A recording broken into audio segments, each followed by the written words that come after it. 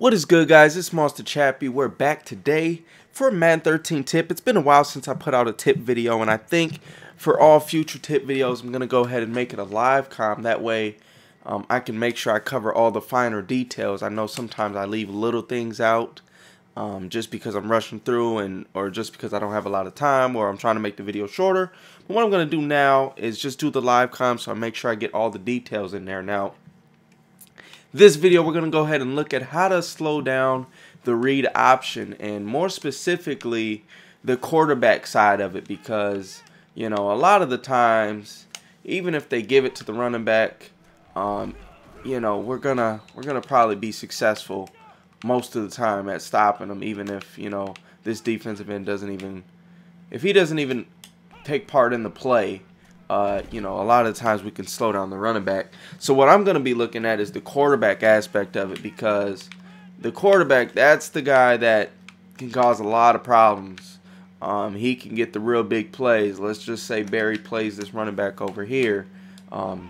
He can get the really big plays that really bite you and really, you know, put a tingle in your spine. You know, it's the quarterback that more or less is what makes this play dangerous, because for one, they really don't fumble ever, and they break a lot of tackles, and then, you know, a lot of the times this defensive end just attacks the halfback almost every single time, and then, you know, you still got to worry about the running back at the end of the day. But primarily, if you can stop the quarterback part of the read option, you can stop the read option on Madden. So that's what we're going to go ahead and look at. Now, I have two keys for success for slowing down that quarterback, and the first one is to pass commit.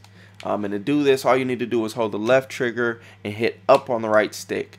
If I'm playing somebody that runs a lot of read options, or they pass almost every play, I just hit pass commit, because, you know, if they play action, your players will respond better. If they run a read option, your players will react to the quarterback better. And for those two reasons, I'll pass commit. So I'm going to go ahead and pass commit here and just see what happens. Again, you're going to notice that the players, I mean, not 100%, but this is the smaller step. We got two steps. The small one, then there's the big step. So with the smaller step, we'll just see how they respond here. They still get a pretty good gain here. But they seem to respond to the QB a little bit better, at least in my experience, when you go ahead and hit that pass commit. And it's more when you're blitzing, not more so when you're in coverage. But when you're blitzing and you hit that pass commit, they seem to attack the QB a little bit more than they would when you know, you're doing just a regular without the pass commit. So, you know, that's a bad example there. That's one reason we'll cut stuff out. But again, there's always going to be those plays, which is another reason you're going to want a user. That's the second step, is usering. 99% of the time, you're going to want to go after the QB, because that's going to be the guy who, again, gets the big play. They get the 90-yard run for whatever reason. So that's the second step. And then the third step, which is what I call the big step. In this step, all you got to do, and this is the easiest, most simple step, the best tip to stop the read options, is to leave your defensive ends on their default blitz angles. If you change them to a contain, re-blitz him, flat him, I don't care, whatever else you do, the best thing you can do is to leave him on his default blitz angle. I don't care if you pinch the line, spread him, whatever, but leave him on whatever default blitz angle he's on, regardless of the play you're on. Now, you're going to see we're going to pass commit here and do that as well, and we should bottle this up real fast. And the reason for that, and I'll just go ahead and explain that quick, is because for some reason, it's Madden. I mean, you can't explain Madden sometimes, but in this game, for some reason, if you leave him on his default blitz angle, he attacks the QB or doesn't attack the running back, however you want to look at it. He does that much more often. Now, we're going to re-blitz him this time and pass commit.